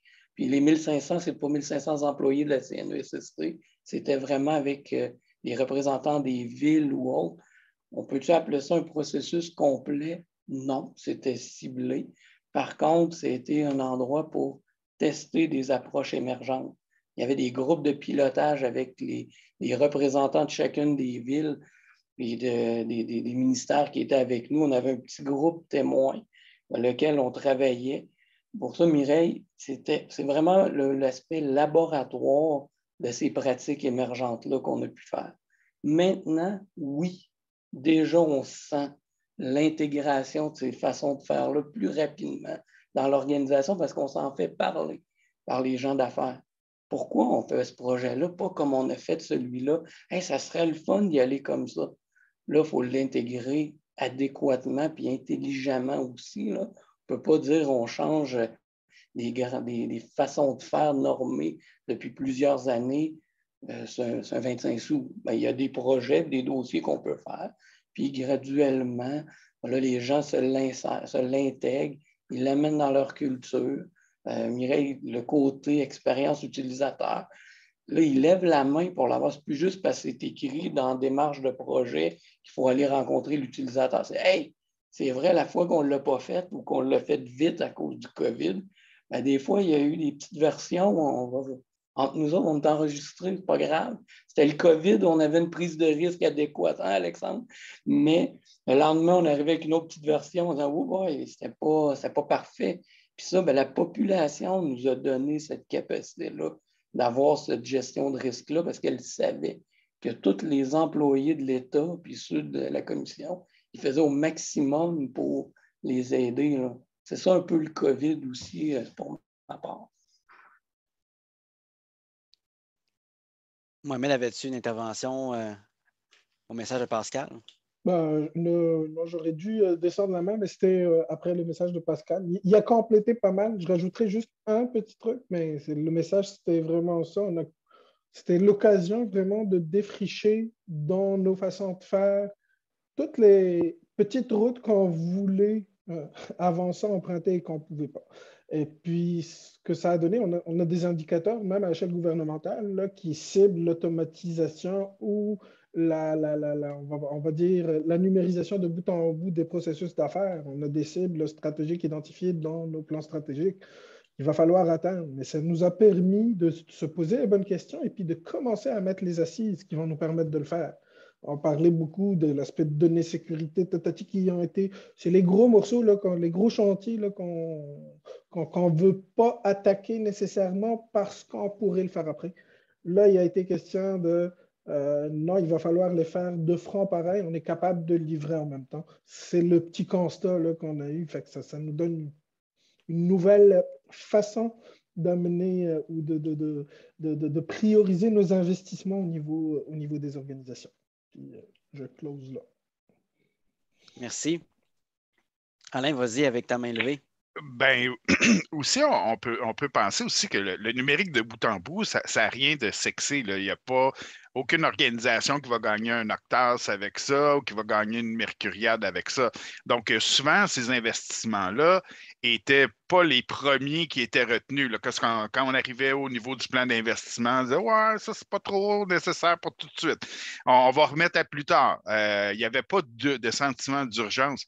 Je pense que la COVID ou la pandémie, ce que ça a fait, c'est que quand il y avait des petites failles, c'est devenu des crevasses, c'est devenu des éléments qui étaient très importants. Donc là, il y a un retour aussi dans les plans d'investissement, dans les dossiers d'affaires qui sont présentés, les dossiers d'opportunité, de prioriser ces éléments-là. Donc, oui, c'est pour ça que quand on regarde les modèles, on parle de l'efficience interne et du côté là, de l'expérience employée, ben, c'est peut-être un heureux mélange entre les deux qui est nécessaire pour que les organisations réussissent mieux. Mais je pense que c'est vraiment quand ça s'est exposé à l'ensemble de l'organisation, les failles qu'on avait, ben, je pense que tout le monde a été beaucoup plus sensible. Oui. Alexandre, on a parlé tout le long de la rencontre, on a parlé d'accélération, que l'accélération a poussé l'innovation. Est-ce que c'est soutenable, ça, à long terme, selon toi? Ben, moi, je vais séparer ça en deux volets. Là. Pour moi, il y a tout le volet organisationnel avec certains des éléments dont on a parlé. Là. Donc, les nouvelles méthodes, l'expérimentation, produit minimum viable, l'agilité, tout ça. Fait que, moi, je pense que ça, c'est quelque chose qui est soutenable et qui de plus en plus... je pense que la COVID a amené ça au premier plan puis qu'on voit qu'on continue à utiliser ça. Puis le deuxième plan, là, je parle pas à titre d'organisation, mais vraiment plus au point personnel. Moi... peut-être qu'il y en a qui l'ont vu, là, ma petite fille vient de passer. Là, fait que, je suis père de jeunes enfants. Puis, au début de ça, moi et mes collègues, on se sentait investis d'une mission. On travaillait fort, on travaillait beaucoup, mais j'étais, au bout d'un certain nombre de semaines, à m'occuper de jeunes enfants, que leur garderie était fermée, puis qui tournaient autour de moi, puis à être en rencontre virtuelle à longueur de journée, puis travailler le soir, tout ça, j'étais quand même épuisé. Fait que, pour le point de vue personnel, ce rythme de travail-là, pour moi, n'aurait pas été soutenable sur une très longue période. Là. Ou du moins, je pense pas que ça aurait été sain psychologiquement de poursuivre ça. Je pense que c'est Et on a partagé. compris, Alexandre, on va te laisser partir. Les enfants te réclament. De partager les enfants derrière, oui, mais non, en fait, de plusieurs participants, une situation qui a été vécue par. Est-ce que ça a été partagé de vous, du panel, donc la situation d'Alexandre? La réponse est oui. Chacun notre situation, mais puis je pense que c'était ça dans toutes les organisations, autant privées que publiques, avec des défis différents. Certaines entreprises privées devoir se moderniser ou se numériser très rapidement parce qu'il y avait une grosse force de frappe ou parce que le personnel devait aller à l'extérieur. Mais on a tous fait un certain reality check à un certain moment. Ma conjointe et moi, on a l'impression d'être comme à l'université, où ce que tu arrives à une fin de session, là, puis ça n'arrête pas. Puis les deux, c'était rendu, on déjeune à quelle heure, on est là, on se connecte, puis tout. On a trippé, là, quand on dit les 2-3 outils, puis les affaires qu'on a mis en place. C'était le fun, mais après, là, Moko, on a dit, bon, là, c'est un emploi, puis il n'arrête pas. Il n'y a pas de fin de session, il n'y a pas de party, il y a comme une autre journée qui vient. Fait que ça a été, oui, un cas de rééquilibrer. Je pense que dans toutes les organisations, là, il y avait des comités de direction à tous les jours, 2 jours. On l'a dit, les Revenus Québec, nous autres, on était très proches. Eux, des programmes de subvention, nous, repartir les business, mais s'assurer qu'il y a un niveau de sécurité. Ça ne faisait pas l'affaire de tous. Moi, le premier, mettre un masque ou de quoi. Donc, oui, c'était complexe. Mireille? Oui, je ne peux pas répondre directement à la question. J'ai presque honte de dire que moi, on n'a pas vécu de problème. On était à la campagne, on était bien. Je suis désolée. Mais je suis déjà jaloux. Mais par contre, autour de moi, je regarde les employés. Là, vous allez dire que je me contredis parce que je félicitais la résilience des employés. Mais j'oubliais de parler de ceux qui ont eu de la difficulté, les employés qui sont rigides, qui sont dans le même emploi depuis 30 ans. Des fois, ils sont jeunes, et des fois, ils ont 30 ans, 35 ans, mais ils sont bien dans un cadre défini. Puis pour moi, ça a fait ressortir une importance, puis on en parlait encore tantôt, je pense que c'est encore Sandra, parce qu'évidemment, l'intervention de Sandra Brisson m'a interpellée, c'était beaucoup plus humain. On va avoir besoin, on faisait une conférence avec Alain Revenu Québec récemment pour une journée carrière. Ça appelle de nouvelles compétences, ce qui s'en vient, le monde dans lequel on embarque. Là. On peut pas, je disais dans un rapport de l'OCDE récemment, on ne peut pas revenir en arrière. Là où on est parti, la machine est en branle. Puis de toute façon, le gouvernement, avec la pénurie de ressources et tout ça, ils ont des problèmes.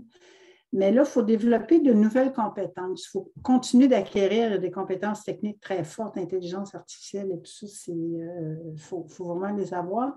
Mais développer la compétence des autres employés qui sont dans l'organisation. Tantôt, Alain parlait de dextérité technologique. Bien, la dextérité, il faut l'avoir dans plein d'autres domaines.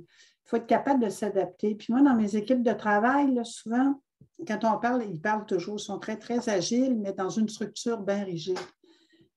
Pour moi, ce n'est pas ça de l'agilité. C'est d'être capable de réagir comme ça dans la seconde et non pas d'aller chercher l'approbation. Donc, oui, il faut changer les structures organisationnelles, la manière, avoir plus confiance. Là, les gestionnaires ont quand même appris qu'on peut avoir confiance, mais développer des soft skills, la capacité d'adaptation aux situations de changement. Il y a une littératie technologique aussi à aller chercher déjà avant d'avoir une certaine dextérité. Il y a plein d'employés à Revenu Québec qui n'en ont pas de littératie technologique. Là. Il y en a pour qui ça a été un aria d'apprendre Teams, puis juste de glisser un fichier là-dedans. Donc, ça, il faut vraiment se préparer pour les métiers et, je dirais, les environnements de travail d'avenir. Ça va être très important. Puis, il y en a pour qui ça ne sera pas soutenable, ce changement-là. Ça, j'en suis convaincue. Il y en a pour qui c'est un défi qui est absolument excitant. Est-ce que c'est la fin du dossier d'affaires classique? Tu sais, on parle beaucoup là, Est-ce que ça change les façons de faire? C'est un rêve, ça. Moi, je ne crois pas. Puis je suis la personne des technologies ou autre, où je l'ai dit un peu plus, là. Je ne pense pas, par contre, ça va amener des nouvelles façons ou des éléments abordés dès le dossier d'affaires, des façons de le faire. Mais il va falloir faut faire ces dossiers d'affaires-là. Il faut aller voir la business. Il faut regarder comment on peut le changer. Tantôt, on parlait de faire des projets où on transforme, où on amène le numérique dans un processus. Ce n'est pas tous des petits processus. Des fois, c'est costaud. Comment on le découpe, comment on l'amène, puis comment on va travailler ce dossier d'affaires-là. Là, on a eu plein d'exemples depuis tantôt sur lesquels on peut l'amener. Je reviens un peu, la technologie, ce n'est pas juste les TI verts, c'est la technologie pour rendre un service à un citoyen, à quelqu'un. Là, on voit qu'il y a moins d'étapes. Là.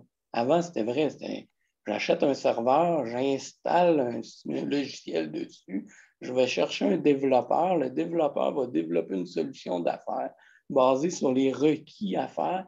Ça a été fait par une analyse d'affaires, une analyse de processus. Là, on se revire vers j'ai un iPhone, puis je veux consommer quelque chose, je veux consommer un service, puis j'envoie mes documents, mes affaires, puis je reçois des réponses assez rapidement. Là. Ça, c'est certain que dans le dossier d'affaires, le lien TI, mais numérique, avec le côté affaires, est de plus en plus là. L'analyse d'affaires, il faut qu'ils s'en comprennent un peu plus la techno, puis nous autres, il faut être capable de s'exposer. Vous avez vu, j'ai dit, j'ai le pendant techno, il faut s'exposer aux affaires, il ne faut pas juste dire, hey, viens consommer ma technologie. Puis, by the way, j'ai un paquet de beaux noms complexes. Info nuagique, SaaS, PaaS, IaaS et tout. Non. Il faut vraiment faire un lien entre les deux. Le dossier d'affaires modernisé et collaboratif, plutôt, maintenant. Ouais. Yes. Puis, livré en MVP. En MVP. C'est là que j'amènerai une petite saveur particulière, parce qu'on parle de dossier d'affaires, un dossier d'affaires pour mettre en place une solution. Là.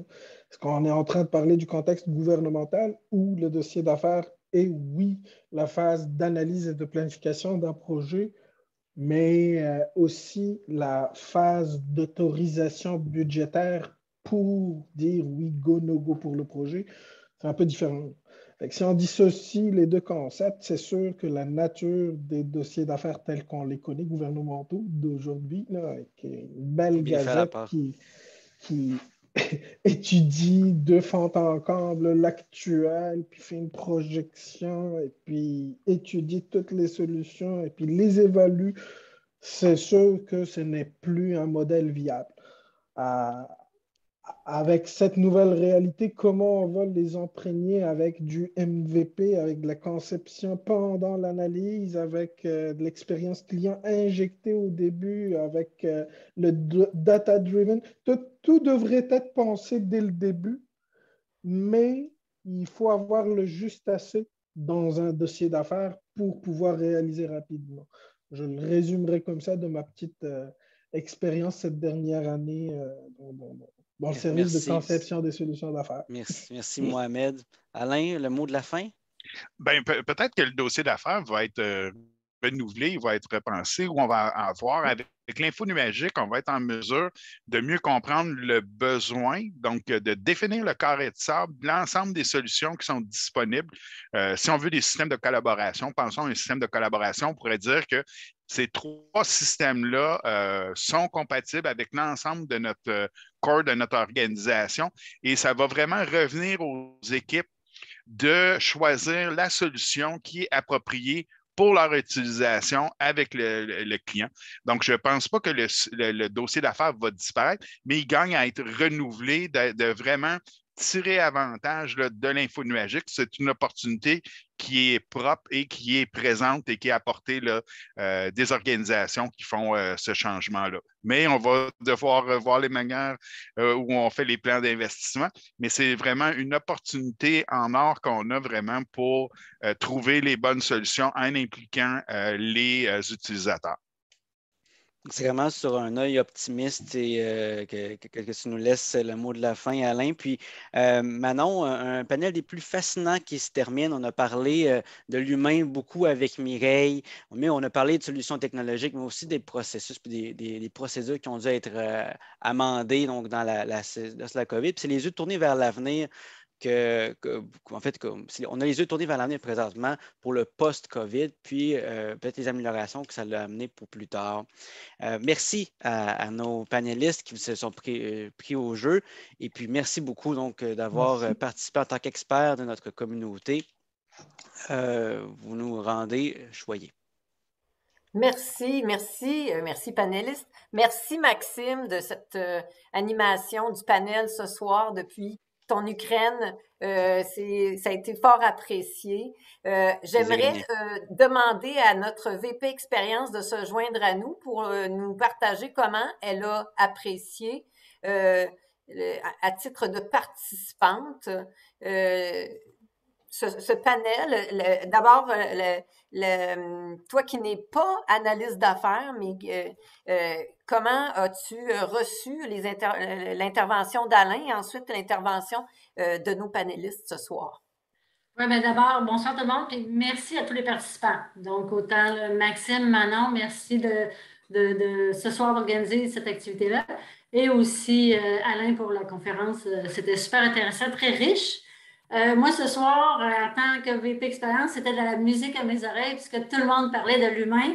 Donc, ce soir, je trouve ça super intéressant. Puis, je pense que, Alain, lorsque tu mentionnais la crevasse, bien, pour moi, la crevasse a été autant significative pour l'humain, l'importance de l'humain dans toute transformation. Je pense que ce soir, vous l'avez mentionné, vous l'avez démontré.